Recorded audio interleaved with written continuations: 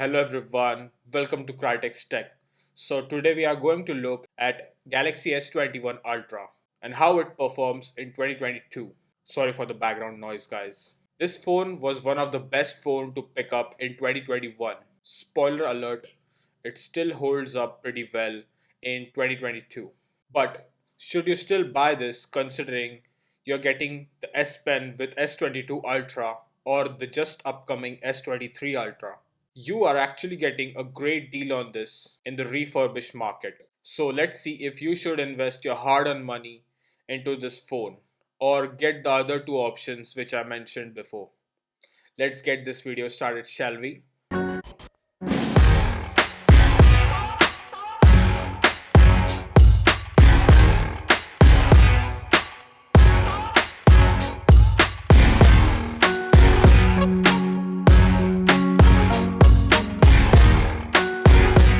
Kicking off with the design of this phone. This has glass at the front and the back and has Gorilla Glass Victus protection, which makes it bit more resistant to cracks. The back glass is frosted, which looks and feels great. This phone feels a bit large, but because of the candy bar shape, it's somewhat manageable. And for a 6.8-inch display, Samsung has made a good enough effort to make the bezels a bit smaller and the curved screen, which isn't as dramatic as the S22 Ultra. And I feel the curved corners are a bit subjective, and I personally like them as they add to the premiumness of the phone. Taptic engine on this phone feels pretty great. You won't be missing any of the notifications or call on this phone, but it's not as good compared with the iPhone 14 Pro Max. Speaker quality on this phone is pretty great as well, and you can easily make out separation between the bottom and the earpiece speaker. It's certainly great comparing with any of the mid-range phones out there and S22 Ultra, but not as good as iPhone 14 Pro Max.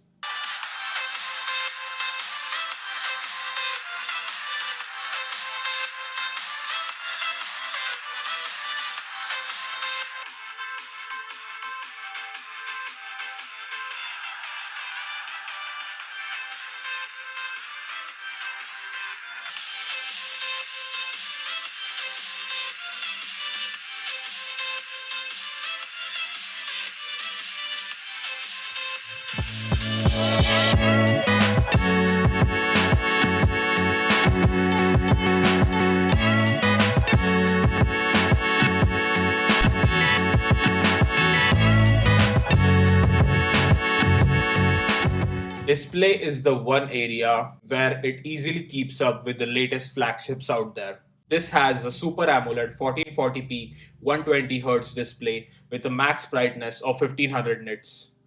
Damn, that was a lot of mouthful. And definitely no complaints from this display.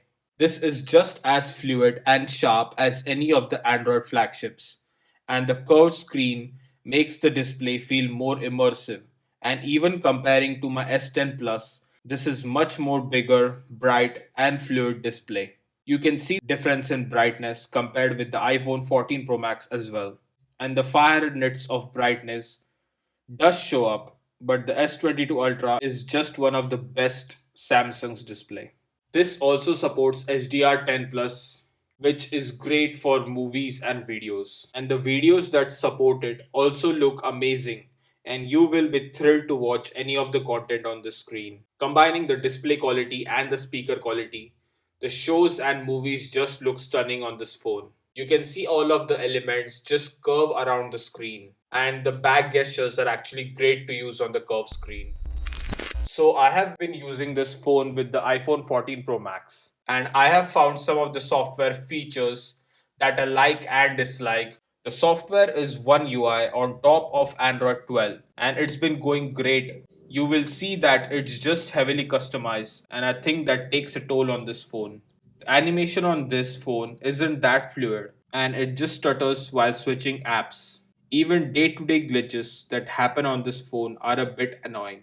But you must know this is because I was constantly switching this with my iPhone 14 Pro Max. whose animations are always fluid. But as you won't be switching between phones, this isn't that bad and you will definitely get used to it. Android 12s run great on this.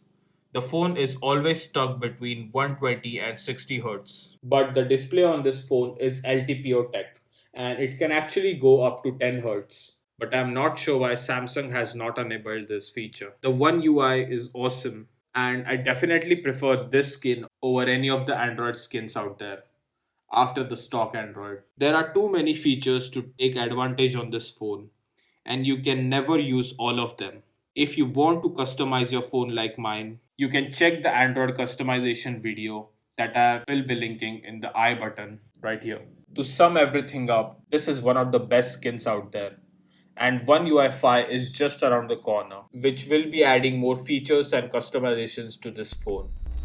Connectivity on this phone is amazing as well, as this has the Qualcomm's X60 modem for 5G, which is the best out there. And while you're on a call, you won't find any problem talking to the person at the other end. Wi-Fi 6E on this phone is also great and it uses low power mode to get higher speeds compared to just Wi-Fi 6 on the iPhone and the S10 Plus. This also has Bluetooth 5.2, which is good for low latency. And Samsung has the feature wherein you can connect two devices at once. And I haven't found this feature on any other Android phone out there.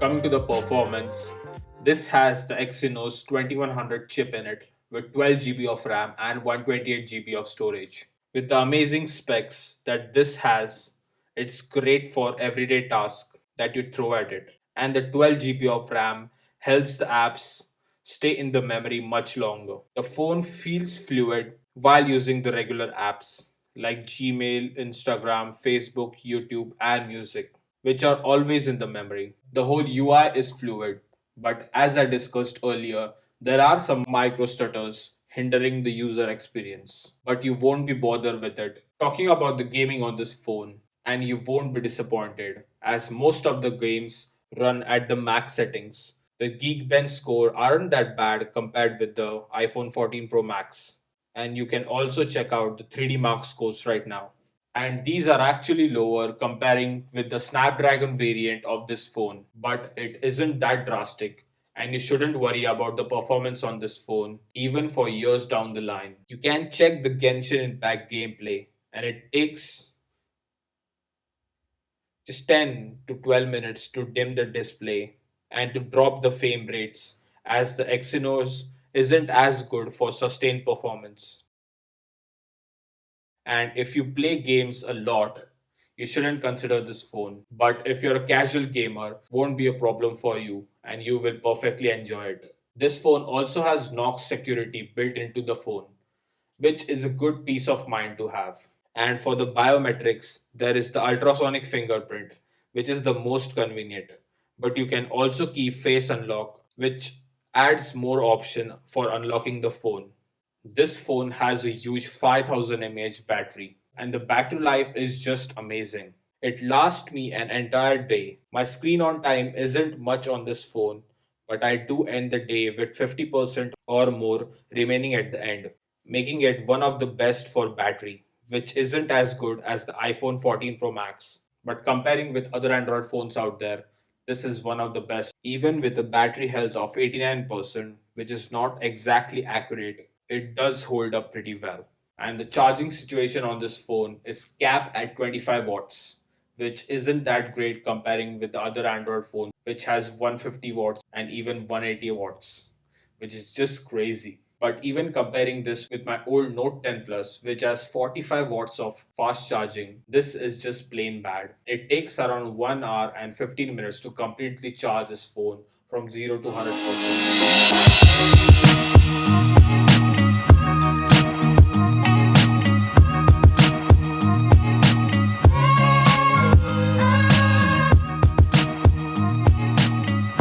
talking about the cameras on the S21 Ultra, and it takes excellent photos and videos. This has a 108 megapixel primary lens, a 10 megapixel telephoto, also a 10 megapixel 3x lens, and a 12 megapixel ultra wide lens, and also a time of flight sensor, which I'm not sure if they are using it quite often or not. This is a lot of camera for a phone, guys. So starting with the photos coming out of this phone, so this does have many focal lengths to work with, and the main lens actually takes amazing photos, but they are originally at 12 megapixel, and they do pack a lot of details because there is pixel binning going on for the 108 megapixel lens. You can see some of the shots taken with the phone, and during the daytime they do come out amazing. You can even see some of the shots opposite to the sun, and it does maintain the HDR throughout the shot. Coming to the nighttime shots, the color coming out are amazing, but the face is dark during the night.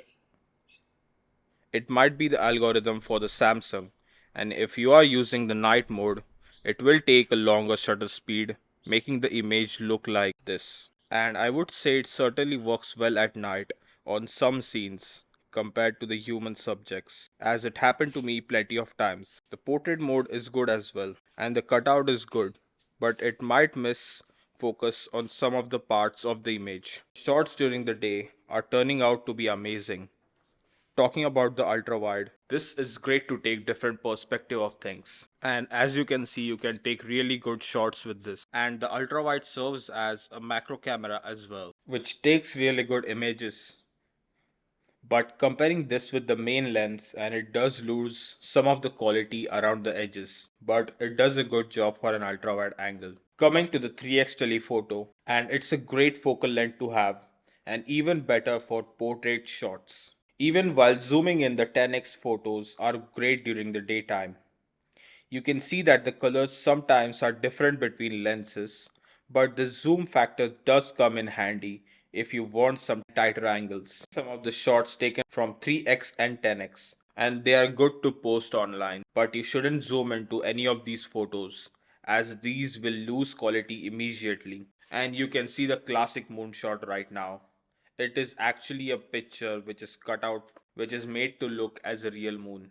But hey, Samsung, you do you. Coming to the video side of things, and this phone takes really great videos, and it can actually go up to 8K at 24 FPS, which is just overkill. And also the crop factor is much more compared with the 4K at 60. But the videos coming out are amazing to look at. But if you are just using this for social media, you shouldn't use 8K at all, as the file sizes are too large, and it's not much better than 4K anyways. The videos on this, just like the photos, fall apart in the dark. And you can see at night there is a lot of grain in the photo. You can see some of the photos comparing with the iPhone 14 Pro Max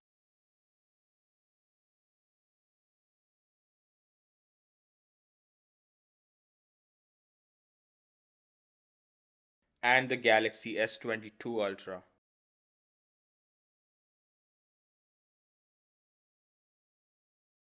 Also the cutout in the cinematic mode and portrait video.